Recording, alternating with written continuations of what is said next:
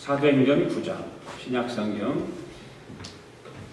32절부터 43절까지 제 성경으로는 203쪽에 있는데요. 신약성경입니다. 뒤쪽에 신약성경 사도행전 9장 옆에 좀 찾아드리시죠.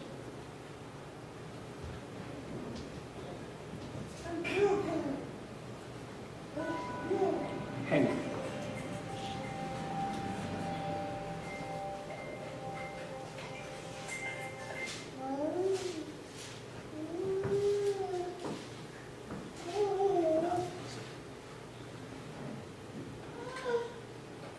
구장 이 32절부터 43절까지 함께 읽습니다. 시작. 그때 베드로가 사방으로 두루다니다가 루다에 사는 성도들에게 내려갔더니 거기서 에니아라 하는 사람을 만나매 그는 중풍병으로 침상 위에 누운 지 8회라.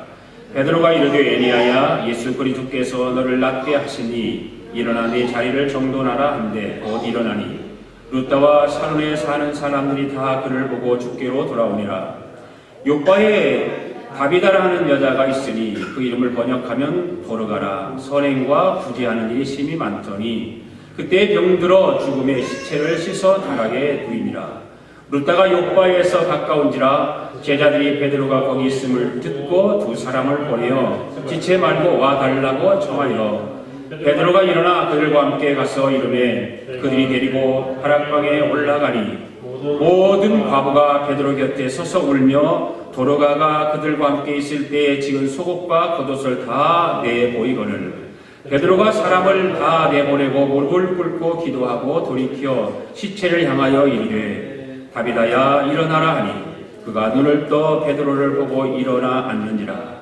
베드로가 손을 내밀어 일으키고 친구들과 과부들을 불러들여 그가 살아난 것을 보이니 온 요파 사람이 알고 많은 사람이 주를 믿더라. 베드로가 요파에 여러 날 있어 시몬이라는 무두장이의 집에서 머무니라. 아멘. 앉으셔서 인사합시다. 오늘도 은혜 받읍시다. 오늘도 은혜 받읍시다. 할렐루야. 할렐루야.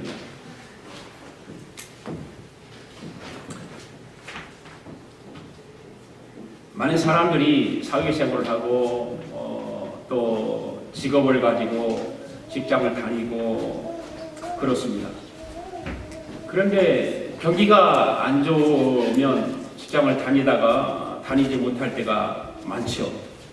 회사가 힘들어지면 어떤 사람들은 명예퇴직을 당하기도 하고 어떤 사람들은 조기퇴직을 당하기도 하고 어떤 사람은 명예퇴직도 아니고 조기퇴직도 아니고 황당한 퇴직을 당할 때가 있죠. 어느 날 하려고 출근했는데 딱 책상에 앉으려고 그러니까 스탑 해놓고 오늘부로 지금 이 시간부터 그만두십시오.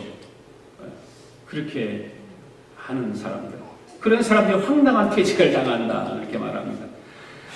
이런 사람들은 명퇴자다, 조퇴자다, 형퇴자다 이런 말을 합니다. 이게 유행어가 돼서 한국에서는 명예퇴직을 당하고 또 조기퇴직을 당하고 황당한 퇴직을 당하는 사람들에게 붙여지는 그런 이름들인데 그게 유행어가 되어가고 있다고 합니다. 그래서 직장을 다니는 사람들은 내가 언제 어떻게 퇴직을 당할지 모르기 때문에 불안해한다는 것입니다.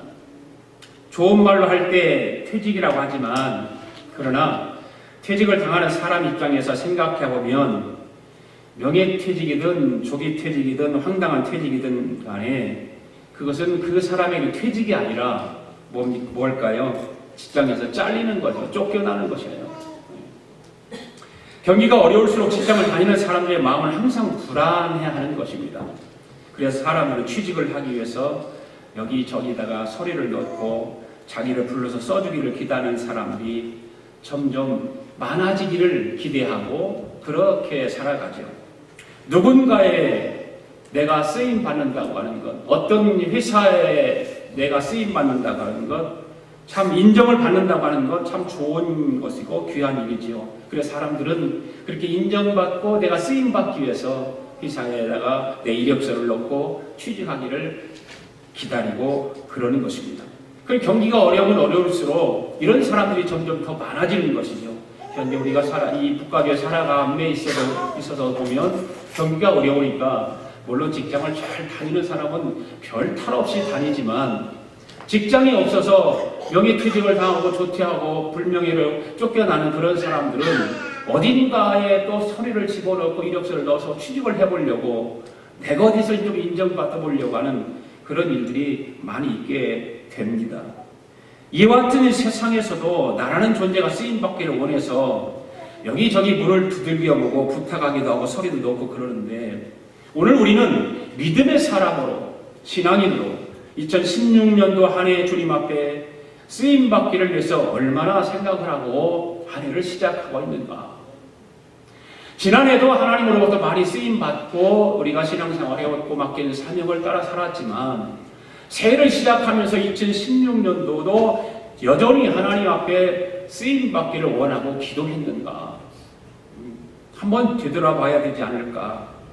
나는 얼마나 신년 새해 들어서 기도를 했는가. 그래서 우리는 한 주간 동안 저녁마다 모여서 찬양하고 말씀을 듣고 기도로 한 해를 시작한다고 했습니다.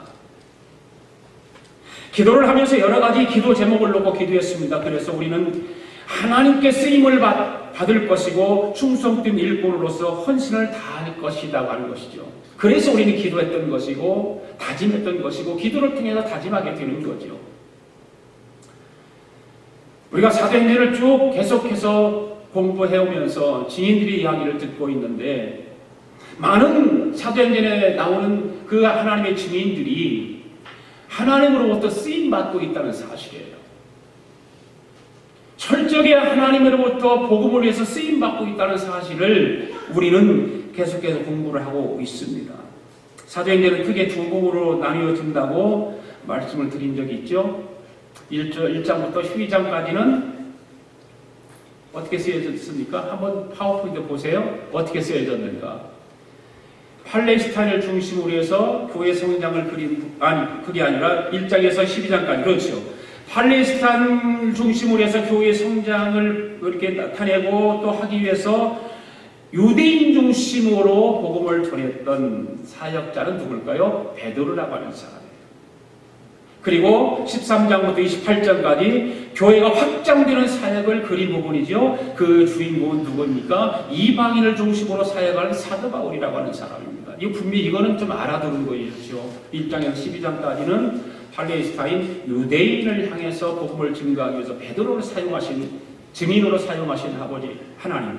그 다음에 13장부터 28장까지는 이방인들을 향해서 바울이라고 하는 사람을 선택해서 증인으로 쓰시는 하나님. 이 두 축이 사도행전을 통해서 우리에게 교회 성장과 복음 전파에 대해서 정확하게 가르쳐주고 있다는 사실이죠. 이 베드로와 사도 바울은 철저하게 하나님 앞에 쓰임받은 사람, 쓰임받기 위해서 하나님께서 선택해 주셔서 그들을 보내시는 거죠.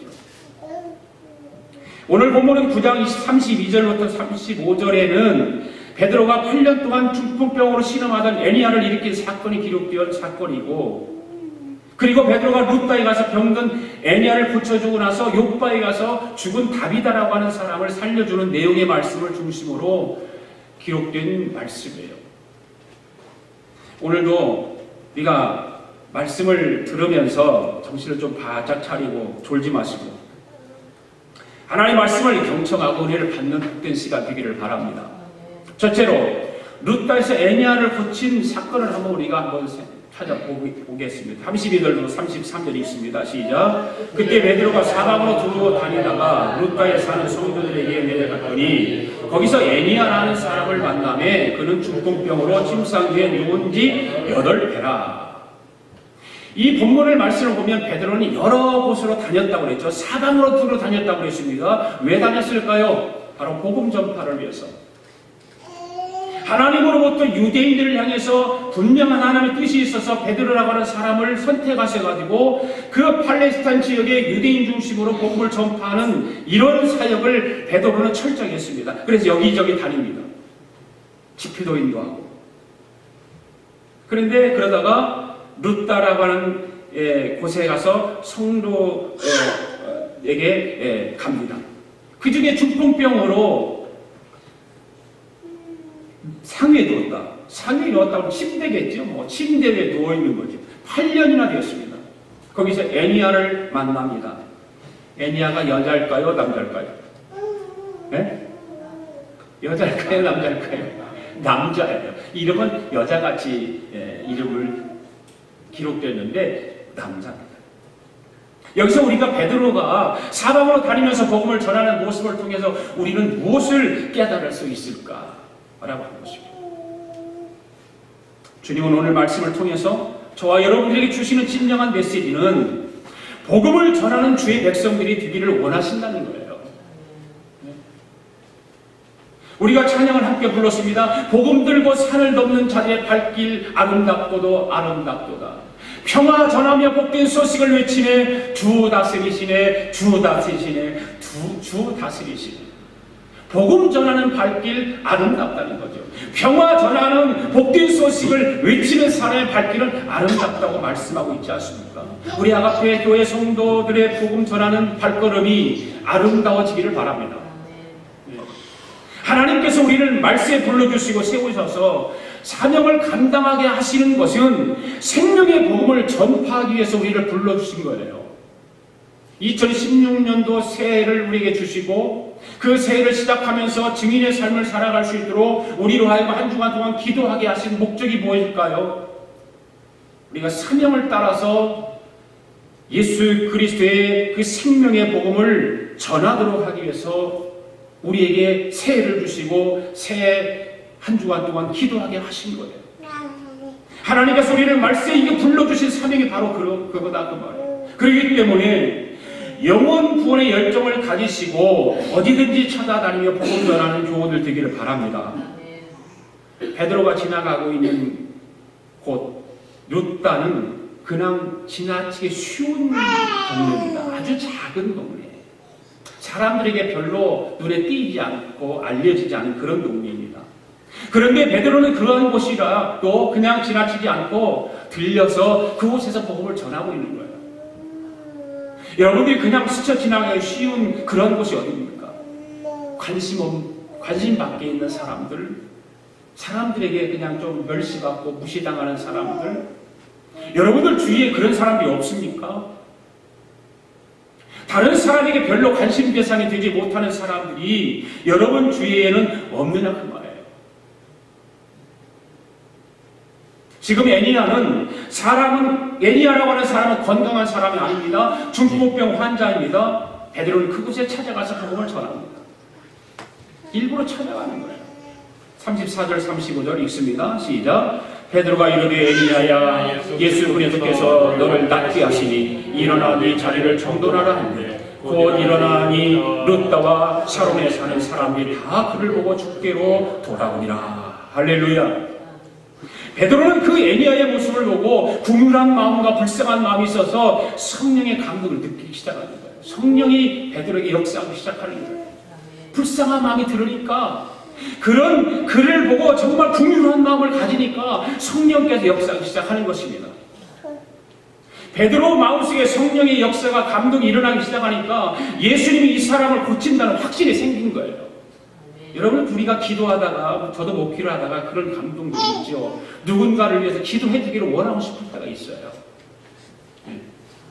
그럴 때 그분을 위해서 정말 머리가 손을 놓고 간절히 기도하면 역사가 일어나는 거예요. 그래서 베드로가 말합니다. 애니아야 예수 그리스도께서 너를 낫게 하시니 일어나 내 자리를 정돈하라 이렇게 말하고 있습니다. 예수님의 이름으로 명령을 내린 것입니다. 할렐루야. 여러분 우리가 3장에서 이미 베드로에 대해서 말씀을 들었습니다. 거기서 베드로는 이미 나면서부터 안진뱅이를 예수 이름으로 일어나라고 외친 적이 있습니다. 그때 안진뱅이가 어떻게 됐습니까? 일어났습니다. 성전 비문에 앉아있는 구걸하는 그 안진뱅이를 예수 이름으로 일어나라고 외쳤을 때 명령을 선포했을 때에 그 안진뱅이를 일어났습니다. 오늘 본문에서도 중풍병에 걸려 누워있는 이 애니아에게 애니아야 예수의 그리스도께서 너를 고쳐주신다. 일어나 자리를 정돈하라고 말하고 있는 거예요. 곧 일어났습니다. 할렐루야. 그 예수 그리스도의 이름으로 선포하니까 일어났습니다. 여러분, 예수 이름으로 선포하면 일어나게 되는 줄로 믿습니다. 여러분의 자녀가 몸이 아플 때 예수 이름으로 병마를 향해서 선포하면 낫게 되는 줄 믿으시고 선포하십시오. 그런 믿음이, 그런 감동들이 있어야 돼요. 부모들에게는 특히.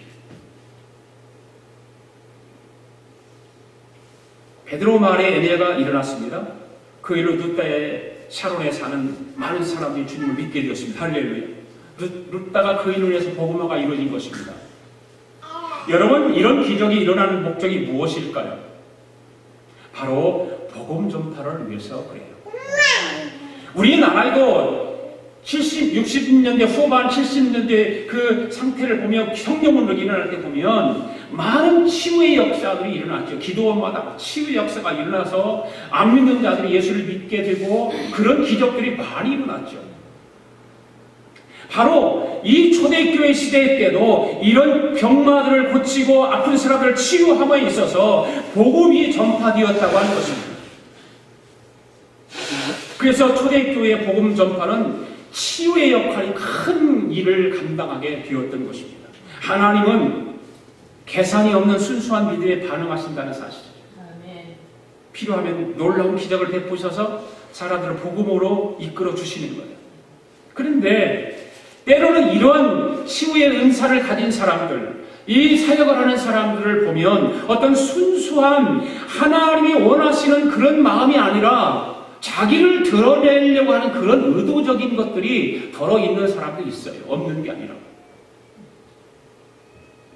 예수님은 한 번도 기적을 이렇게 일으키시면서 의도적으로 하신 적이 한 번도 없어요. 의도적으로. 베드로도 마찬가지고 바울도 마찬가지고 의도적으로 해본 적이 없어요. 주님은 오히려 기적을 보고 찾아오는 사람들을 물리치신 적이 있어요. 하도 사람들이 막 몰려들으니까. 여러분, 주님 중심적인 신앙이 아닌 표적 중심의 신앙은 결코 진실한 신앙을 망치게 되는 거예요. 그래서 우리는 표적 중심의 신앙을 너무 좋아하면 안 돼요. 그런데 사람들은, 그것이 믿지 않는 사람들에게는 좀 도움이 될지 모르지만 믿는 사람들에게는 그 표적 중심의 신앙이 내 참된 신앙을 망가뜨릴 가능성이 많습니다. 어떤 사람들은 교회에 사람들이 많아야 신이 나서 열심히 봉사하는 사람이 있어요. 그 분위기 따라서, 그죠? 분위기 따라서 열심히 잘해요. 사람이 없으면 기가 죽어 있어요. 힘이 없어요. 그래서 교회만 와서 예배만 드리면 설교 시간에 그냥 조는 거예요. 사람이 많으면 그래요. 그게 조는 모습이. 그런데 우리 교회 같이 작은 교회들은 그런 확률이 참 많아요. 이런 신앙은요, 주님 중심 신앙이 아니에요. 사람이 많으면 기분이 좋고 힘이 나고, 사람이 없으면 기가 죽고 힘이 빠지고 맥이 빠지고, 이거 무슨 주님 중심의 신앙입니까? 아니죠. 진실한 기적은 영혼을 주님께로 돌아오게 하지만 의도적인 기적은 오히려 영혼을 주님으로부터 멀어지게 한다는 사실을 우리는 알아야 돼요. 오늘 여러분들 가운데도 병든 자들이 있다면 예수 이름으로 고침받기를 바랍니다. 예수 이름으로 고침받기를. 육체적인 질병도 치유받아야 되지만 영적으로 병들이 있다면 치유받고 다시 회복하여 자리에서 일어나시기를 바랍니다. 그래서 여러분의 일어난 모습을 보고 많은 사람들이 주님께 돌아오는 기적의 역사가 있으시기를 주님의 이름으로 축복합니다. 두 번째로 보면 이제는 다비다라고 하는 사람이 나와요. 다비다는 여자일까요? 남자일까요? 다비다는 여자예요. 아까는 남자였어요. 36절이 있습니다. 시작. 욕과에 다비다라 하는 여자가 있으니 그 이름을 번역하면 도로다라. 선행과 구제하는 일이 심히 많더니. 자, 루따에 사는 에니아를 치유한 후에 베드로가 루따 근처에 있는 욥바라고 하는 곳에 가서 다비다를 만나게 됩니다. 이 다비다는 매우 다정한 사람이었습니다. 그녀는 우울한 얼굴을 하면서 경건한 체 하지 않고 주님의 사랑으로 빛나는 얼굴을 가지고 열심히 어려운 사람들을 보며 선행을 하고 구제했습니다. 특히 이 다비다의 이야기는 오늘 우리의 실천하는 믿음의 중요성을 가지도록 만들어주고 있어요. 실천신앙이 얼마나 중요한가. 믿음만 가지고 있는 신앙보다 그 믿음이 내 안에 있다면, 내가 믿음으로 예수 그리스도를 믿고 내가 정말 믿음이 있다면 그 믿음을 통해서 실천하는 신앙이 어떤 것인가를 보여주고 있어요. 신앙은 실천이 뒤따라야 합니다. 아멘. 진정한 구원의 믿음은 행동하는 믿음이에요. 그래서 행함이 없는 믿음은 죽은 것이다.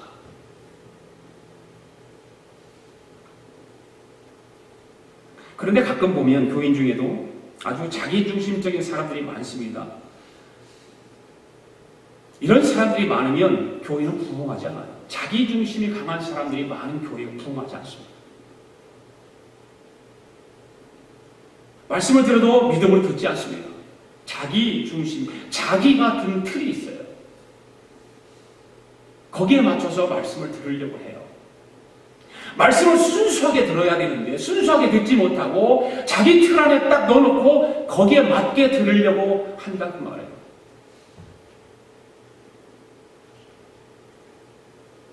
자기중심적으로 듣다 보면 말씀의 은혜가 안 될 때가 많지요. 안 되는 거예요. 왜? 내가 이해하고 내가 좋은 말에 내가 이해할 수 있는 말이 들려져야 내가 은혜 받는다고 하지, 내가 이해하지 못하고 똑같은 하나님의 말씀인데도 그렇게 듣는다 말이에요. 자기중심이 강하면. 오늘 본문에 나오는 다비다는 다메섹에 사는 아나니아처럼 경건하고 신앙이 참되고 칭찬 듣는 사람에게 붙여지는 호칭을 하나 붙여줬는데 제자라고 하는 호칭을 붙여줘요. 특히 여자입니다, 다비다는. 그런데 여자에게 제자라는 호칭이 붙여지는 경우는 거의 없습니다. 거의 없습니다. 여러분 예수님의 제자 중에 여자 있습니까? 없어요. 여자에게 제자라고 호칭 붙여주는 건 대단한 거예요. 그런데 그는 여자였지만 주님의 제자라고 불렀어요. 그가 그러한 호칭으로 불려지게 된 것은 평소에 그의 삶과 신앙이 그가 속해 있는 공동체의 사람들로부터 인정을 받았기 때문이라고 말해요. 어떤 사람들은 교회 안에서 세상에서 밖에서 인정을 많이 받아요. 사람들에게 막 칭찬받고 인정해주고. 그런데 교회에서 인정받지 못하는 사람들이 있어요.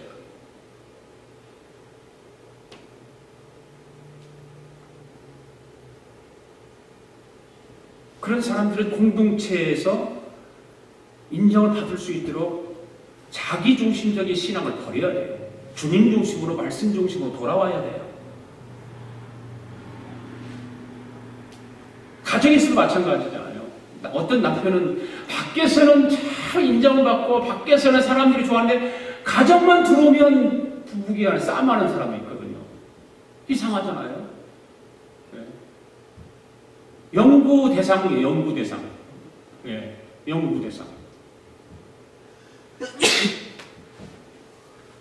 다비다는 옷을 만들어 파는 그런 봉제 일을 하는 여인입니다.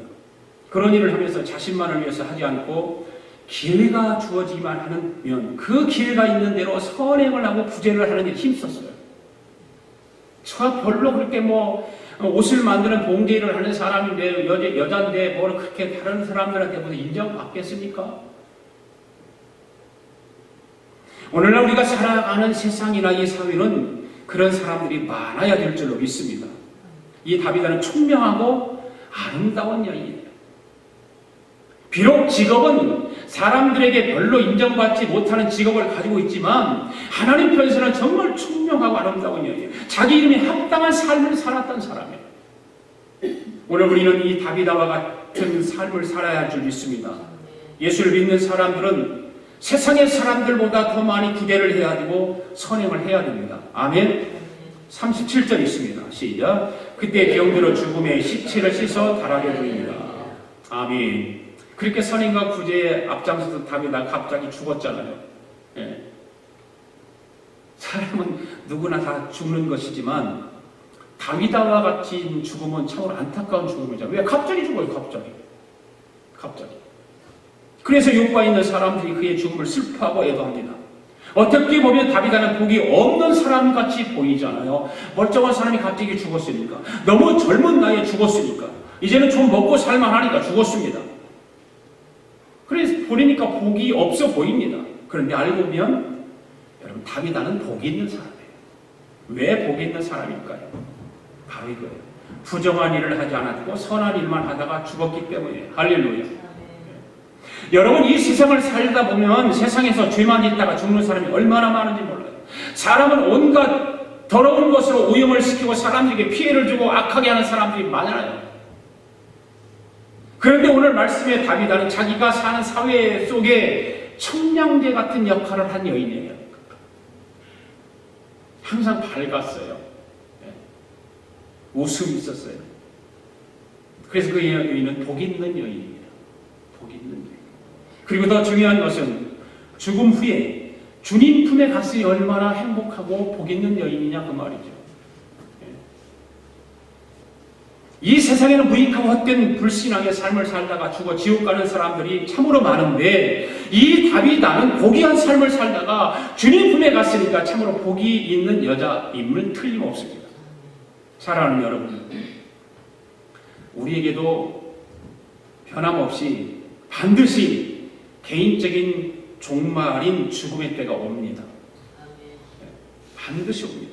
그때가 언제 있는지는 알 수 없지만 반드시 그때가 온다는 사실을 우리는 알아야 돼요.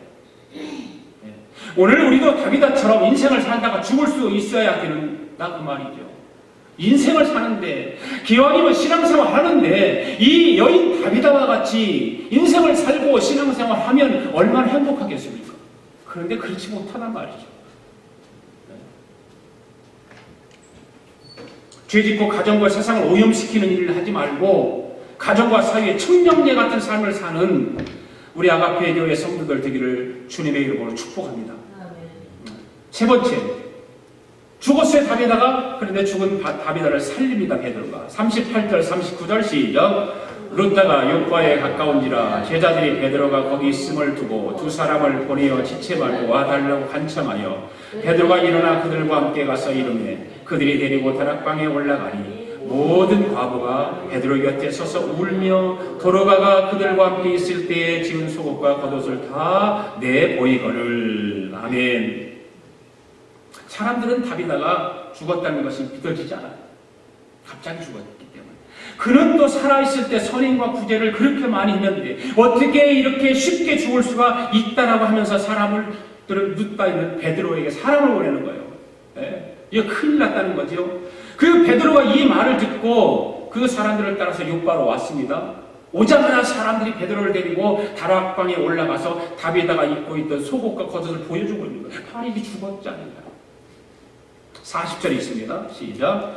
베드로가 사람을 다 내보내고 무릎을 꿇고 기도하고 돌이켜 시체를 향하여 이르되 다비다에 일어나라 하니 그가 눈을 떠 베드로를 보고 일어나 앉는지라. 할렐루야.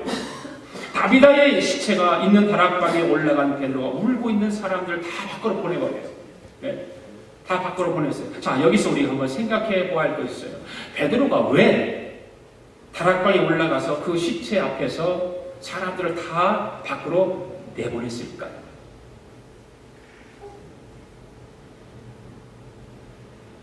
아마 그것은 은밀한 중에 그 일을 행함으로 인해서 사람들로부터 예수님보다 더 많이 높임을 받을까 봐서 그렇게 했지 않았을까?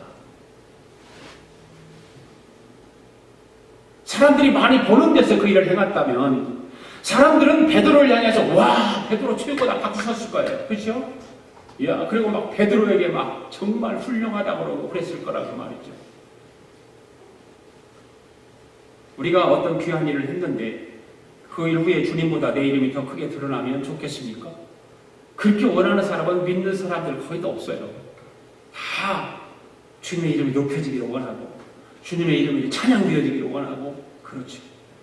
그런데 어떤 사람은 자기 이름이 자랑되어지기를 바라는 사람도 있어요. 오늘 우리 아가페 교회 성도 여러분들은 그러한 일 후에 주님의 이름이 더 높여지기를 원합니다.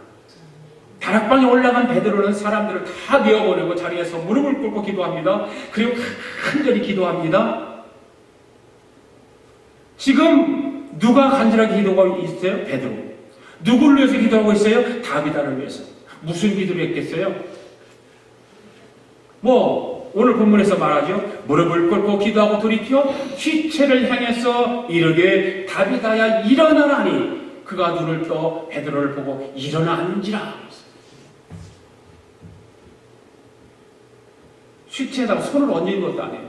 아마 휘체를 나고 돌아서서 기도했을 그렇게 돼 있잖아요. 그죠? 무릎을 꿇고 기도하고 돌이켜서 휘체를 향하여 보니까 그리고 휘체를 향해서 외치는 것. 선포하는 거예요. 다비다야 일어나라! 기도하고 난 후에 그리고 눈을 떠서 보니까 일어났어요. 앉아있어요. 사랑하는 성도 여러분, 믿음으로 기도하는 가운데 역사는 일어나게 되는 줄 믿습니다. 기적은 일어나는 것입니다. 예수님을 믿고 예수 이름으로 기도하면 기적은 일어납니다. 네. 예수님께서 병자를 고쳐주시면서 이런 말씀을 하셨잖아요. 기도 외에는 이런 유가 없느니라.